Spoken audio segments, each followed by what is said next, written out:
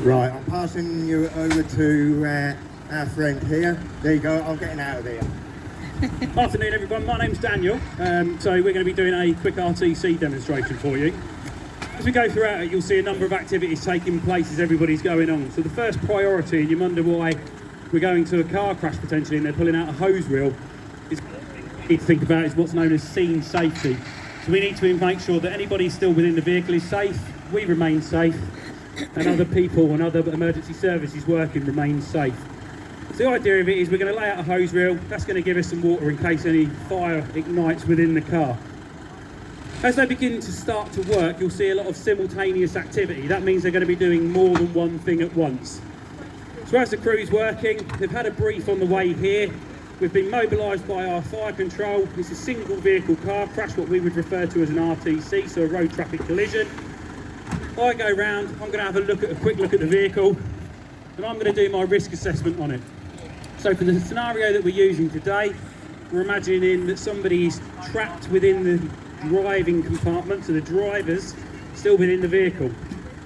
People get trapped in a number of different ways, so it can either be the injury, that means they can't get themselves out, or it could actually be the damage that's done to the vehicle, which means they can't get themselves out. So one of the things that I would do quite quickly is to ascertain whether it's a medical entrapment, so they're injured and they can't get themselves out, or whether they're mechanically trapped, so is the car and the safety cell that they sit in encroached upon them, which prevents them coming out of the vehicle. So what will happen is I brief my crew and they'll start putting in certain things that give us more safety. So as we're looking, firefighter crew commander go lightly here. Modern cars have lots of safety systems in them. One of the massive ones that we have to be aware of are what are known as airbags. So what he's actually just done is put a cover over the steering wheel. So if the airbag, which protects you but is dangerous to us, if it hasn't activated, we put a control measure in place to prevent it activating and either hitting the passenger that's still as we start to remove parts of the vehicle and make it lighter. So what we actually need to do is secure the vehicle on all four wheels, so any injuries that has happened within inside the vehicle, we don't worsen. So while he's doing that, you'll notice that the rest of the crew with a simultaneous activity are now beginning to set up the rest of the equipment. So what would have happened is I'd have gone around the vehicle, I'd have risk assessed the vehicle, I'd have shared my information with the crew, and the crew will then get to work. So, as we begin to move into the next phase, as this is critical that we look after any person within inside the vehicle, our most important thing once we've stabilised and make the vehicle safe is we need to get initial access into that vehicle. Initial access means we need to give quick access into this vehicle for any ourselves or for any other emergency services. So we're talking about particularly the ambulance service and those sorts of people that are going to come and assist us with this, because what we need to do is fully medically assess this casualty. So the initial access, once this vehicle has been stabilised, is just going to revolve around removal of this door. And what that'll give us is that's going to give us the opportunity to see if there's any foot entrapment, what sort of injuries they've got.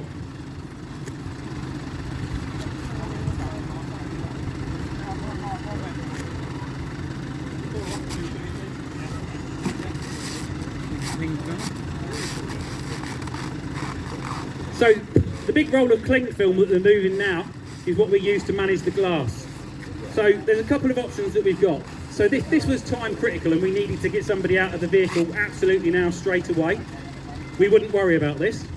But as we're in a public arena, we've got a little bit more time, and what we certainly don't want to do is be covering this grass in glass, is they're going to wrap this vehicle in basically sticky back plastic, and then what that means is when we break the glass, most of the glass will stick to this and doesn't go into the vehicle or on.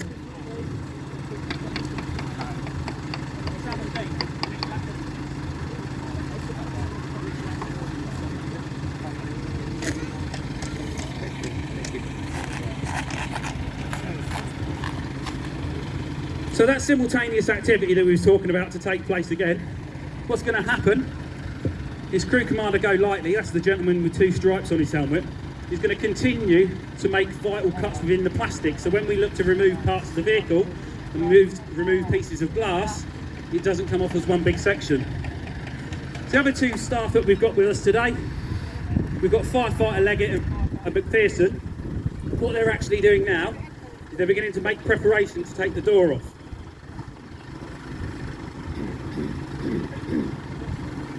Cool, so throughout the vehicle, on every single car you drive, we've got small gaps within the vehicle. So what they're doing is those are what we refer to as shut lines, and they're quite small. They're making them a little bit bigger, which means we can get our tools into them. So the tools that we use, one crushes and spreads, the other one's going to cut. So needless to say, if the door opened, it'd be really easy to get in. But when a vehicle's been involved in a collision, it may mean that the door doesn't always open. So what they're going to do is they're going to squash the front of the vehicle, which is going to open up an opportunity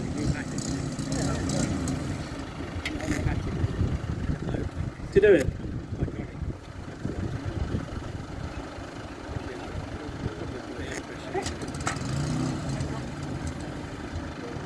Craig's just checking over the generator. It has a low rev function.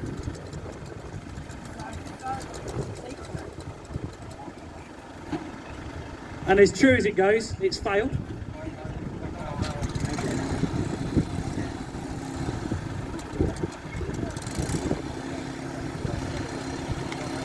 So we use a system known as power, so petrol, electric, water. That's up and running again. So why Craig is watching these so closely at this particular point is they're doing what is known as a wing crush. Behind that wing are a set of shocks and a set of suspension. And what they need to do is ensure that while they perform this manoeuvre, they don't get the suspension involved within it.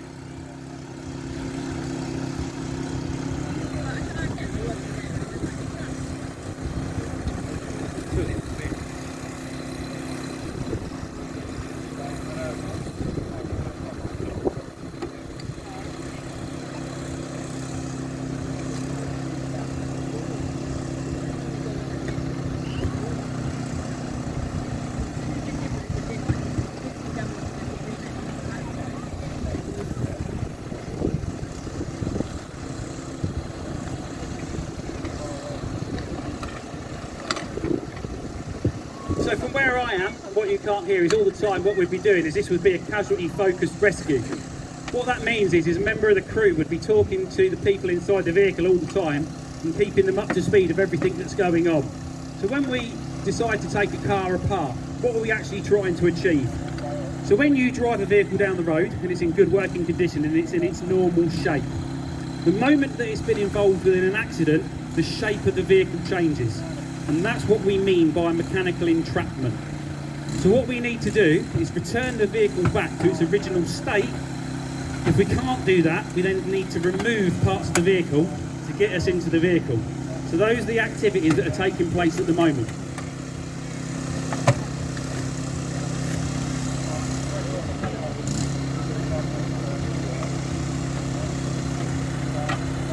So for those on this side of the vehicle, what they're actually doing is removing this part of the car at the moment. And what that does is that gives us access to the hinges.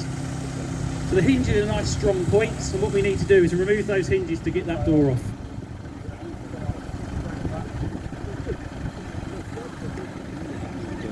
So now the spreading part's finished, he's going to use the cutters. So the cutters are basically an enormous pair of scissors. And what they do is they're utilised exactly the same way that you would use scissors, except we're going to cut metal with them rather than paper.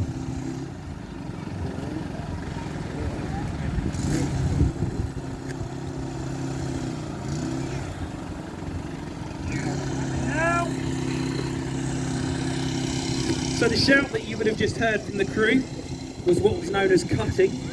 So everybody working around the individual that's performing this particular manoeuvre is aware that's going on, and the loud pops and bangs is let the crew know that he's cutting. What you can see from the other two members now is they're beginning to support the door. So if you think of a piece of metal when you put it under huge loads and huge tensions, as it begins to bend and stretch, it's getting energy stored within it. And then what happens is that energy needs to dissipate. So what the other two crew members are doing at the moment is ensuring that when that energy dissipates, that door doesn't come flying anywhere.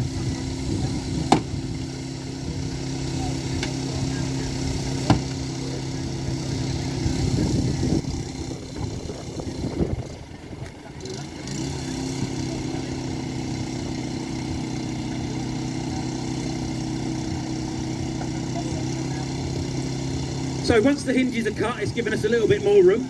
What he's working on now is what's known as the check strap and electrics. So within all your doors, you have two hinges. You have a little strap in the middle of those which stops the door opening too far, and then all the electrics link between that. So now he's cut the two hinges, it's given him more room, so he can actually work on the check strap and the electrics.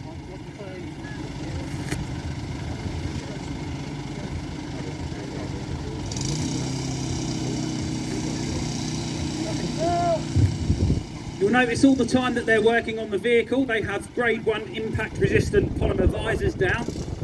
When we're working around the vehicle, I mentioned about when we start cutting pieces of metal, we have the potential of it to move. The visors are giving our guys that vital face protection. So the activity that's taking place at the moment, the gentleman had had a staff. What we try and do is keep our working area as clean as possible, because at this moment now we've gained initial access. This would be given a member of my crew or a member from the other emergency services such as the ambulance the opportunity now to fully assess a casualty. That initial access has taken place. What he's doing now, you'll see there's a small tool in his hand, and what he's doing is known as trim removal. So within the fire engine I've got a computer. What that computer does is give me access to the full diagnostic of this vehicle, where the airbags are, where the electrics are, etc. What the guys are doing at the same time is removing trim. So the idea of the trim is when we start to cut and do more work on the vehicle, what we don't want to be doing is hitting any pyrotechnics or any gas cylinders. You can imagine if you were sat inside a vehicle and suddenly got a loud explosion or a sudden release of air from a cylinder, it's not the greatest experience. So what they're actually doing is removing parts of the vehicle internally to make sure everything is okay.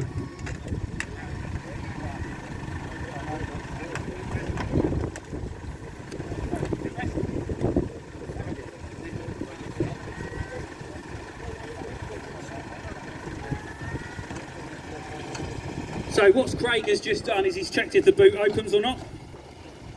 It didn't open. What we've done is taken the keys out of the ignition, which will enable us to open the boot.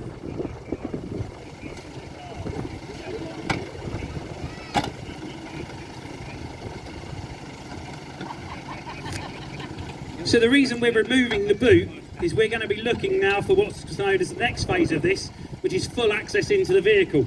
So for us to have full access into the vehicle, we need to make that roof as light as possible for when we cut it off. So once they've finished going around the vehicle and removing all trim, they're going to have a happy medium of where they can actually perform cuts. And what we're looking at, as I mentioned earlier, about the pyrotechnics and the other things that they're going to be looking for is hardened metal. So in all the vehicles that you drive nowadays, you sit within. The yellow glove that he's putting on is what we use for shark protection. So rather than him getting glass all over his gloves that we potentially handle member of the public's with, he's protecting his gloves. Normally we wouldn't be pushing it into the vehicle, we would be removing it, but we're trying to keep this working area around the vehicle and this grass as clear as possible. So they're pushing all the glass into the vehicle today.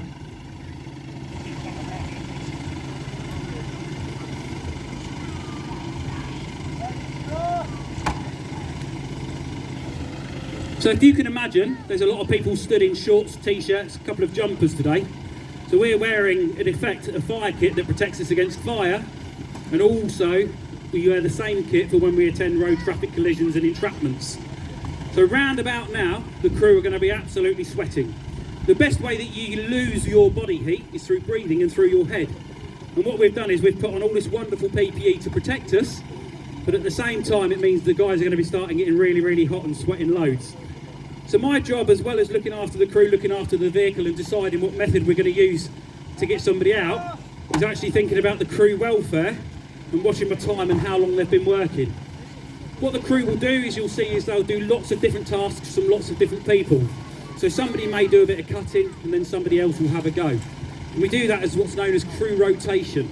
So we're not fatiguing one individual the whole time through. What I'm also thinking about is we carry lots of drinking water on the fire engine as well as firefighting water. So as soon as the crews start to become fatigued, we'll rotate them out and give them the opportunity to take on water.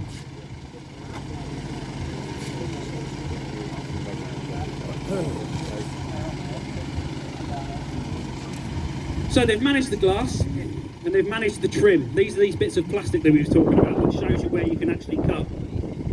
You'll see that they've removed lots of sections.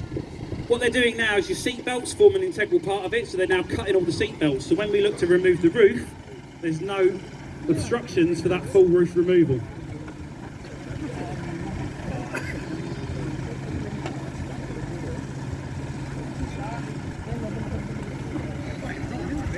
The full access means we've got complete control of the whole vehicle and full access to the whole vehicle. So we mentioned it earlier, what they're doing now is removing the boot. The purpose of the remove is to make the roof lighter. So what we've done is there's 2 hydraulic rams on the boot. They've removed the hydraulic ram base unit, 2 quick cuts, and they can remove the boot.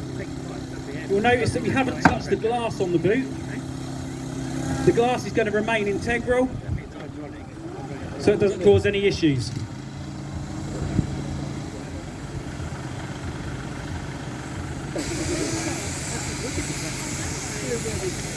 So what the staff will do now is they'll carry out one final round of checks before they begin to make final cuts. So if somebody was still within that driver's seat, I need to give them as much protection as possible right up until the last minute. So what the crew are actually going to do is start the furthest point away from the casualty and work their way around the vehicle, finishing up near the casualty. So we use terminology A post, B post and C post. And if anybody hears them talking about it, what that refers to is a post here, a post here and a post here. Simultaneous activity again, so we're keeping the flow going. What Craig's going to do is perform a cut on the window screen. Cut has been performed on the window screen. You see randomly a bottle of water that's appeared on the top of the car. That's not because they're thirsty. What we need to do in a minute is cut the actual window screen, because a window screen is a laminated glass, which means it's 2 pieces of glass with plastic in the middle. So when a window screen breaks, it doesn't shatter like the rest of the glass on the rest of the vehicles. So as you can see, those that can, Craig's actually performed a cut, and if anybody's had a stone chip in a window screen, whoever cracked their window screen, you'll notice the entire glass doesn't shatter like the side windows and the back windows, and the lamination of the window screen actually keeps it intact. So what we need to do is actually perform a cut on that window screen so we can remove it. So Sam's disappeared off out the back again. He's picked up what's known as a reciprocating saw, and that's a saw that he's going to use to cut the glass. You'll see again a safe system will work in place, so cutting glass produces glass fibres. So anybody within the vehicle would have to wear a dust mask. What the guys here are doing is they're going to put water onto the window screen whilst performing the cut.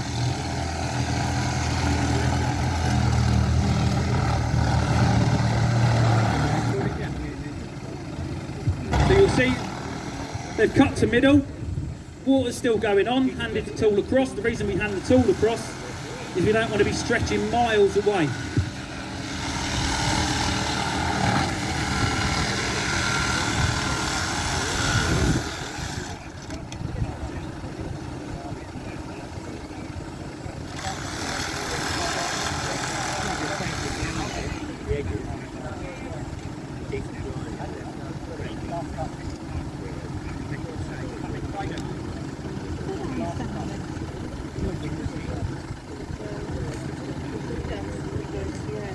So we're now moving into our final phases now.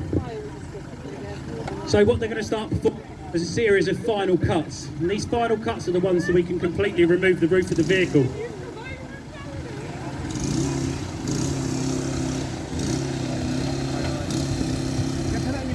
So in a minute I'm going to put some gloves on because we need to support the roof of this vehicle.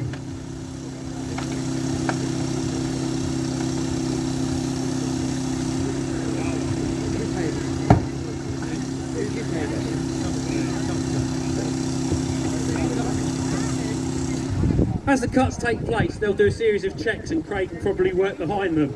So the series of checks that they're going to do is to make sure that we've actually got a good clear cut through, so nothing's going to stop us from moving the route. So again, that last post they're cutting now, what you can see them cutting on, is what's known as a C post. C posts are typically towards the back of the vehicle, and they're a lot thicker. So where we've been able to form one cut on each of the first two cuts, on this last cut we're going to have to produce a couple of cuts to make that a successful cut.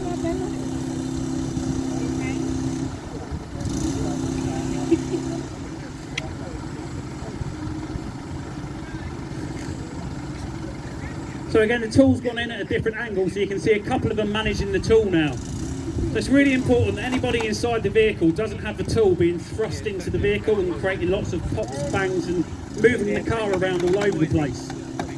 So what they've done is 3 of them have actually manipulated the tool into position. Those of you to my right may have seen that there's a couple of pieces of glass and plastic beginning to fly around now, and that's why the team have got these visors down.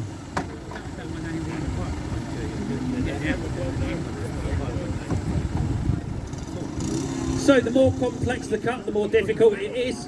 Some of you may have noticed that throughout that, Craig would have been a lot closer in on that scene. The reason Craig's in a lot closer is just to manage what's going on with each individual cut. My job is just to manage this overall scene.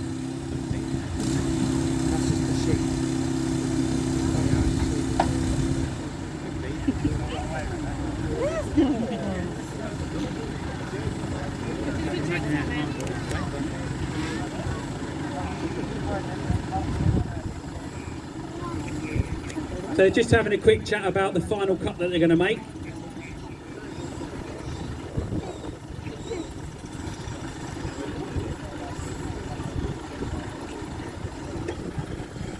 So all Craig has done there is he's come to me, told me the method that he's going to use. My nod and me saying yes to him has agreed the method.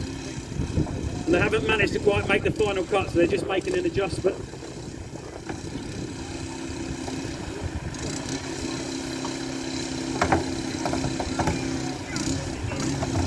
What he's doing now is he's removing some of the metal that we've already cut, so we can actually get the tool further in and cut the metal that hasn't been cut yet.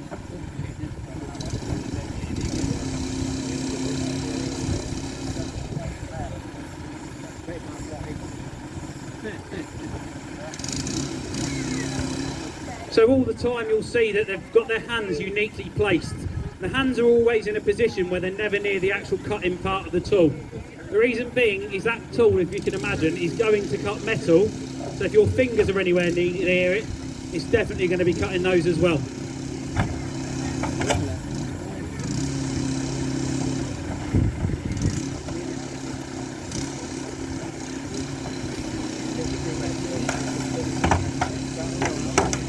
So as you can see, when we start looking at full access into a vehicle, the process takes slightly longer. Our initial access, so rapid extrication, if we needed to get somebody out of the vehicle, has been achieved quite quickly. What we're doing on this occasion is full access, which takes longer.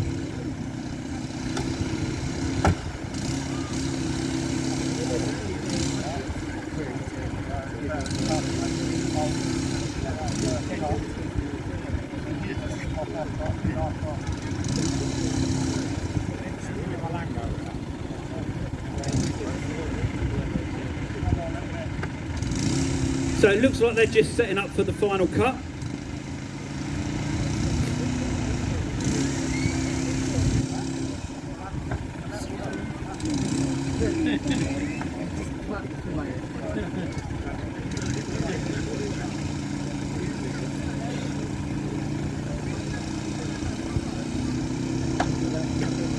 So the equipment that we're using is hydraulic. Hydraulic equipment means it uses oil to move rams within internally of that block, which gets the jaws to move.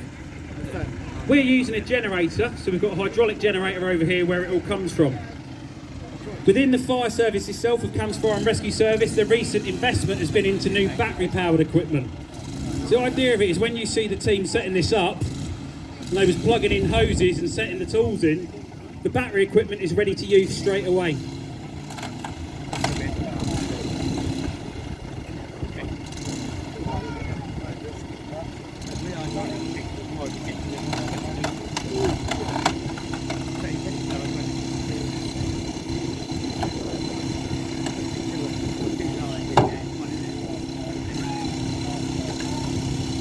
as they're performing the cuts, what they've actually done is find clear areas. One, we know where the tools are all the time.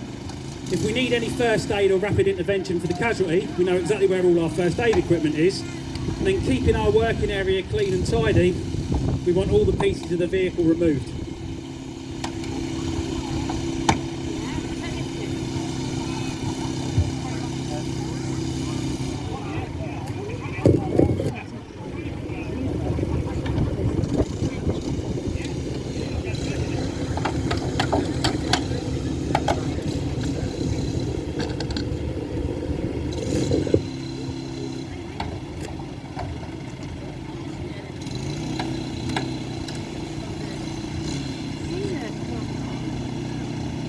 So the different tones that you can hear from the generator are actually the different tones. You can see now why we leave the cuts that are nearest to the casualty to the last bit, because actually as we move the vehicle around and start to perform the cuts, we can see it's moving all the structural integrity of the vehicle. So what we've actually done is the most dangerous part now for the casualty inside the vehicle is still intact. So as we move into our final phases, which our last two cuts are, I'm going to put the microphone down just to give Craig a hand.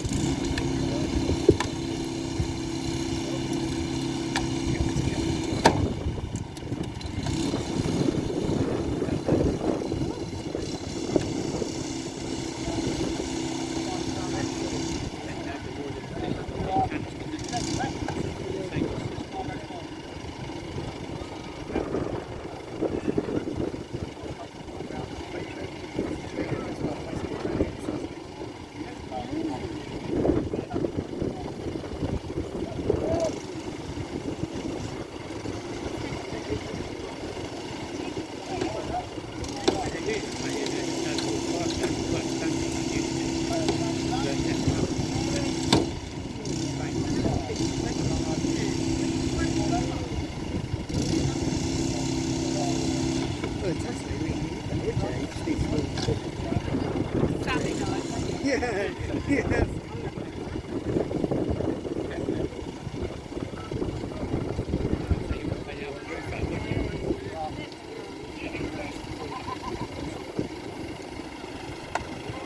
So normally we've obviously would have gone walking away with the windscreen, but where we've performed, we don't want glass.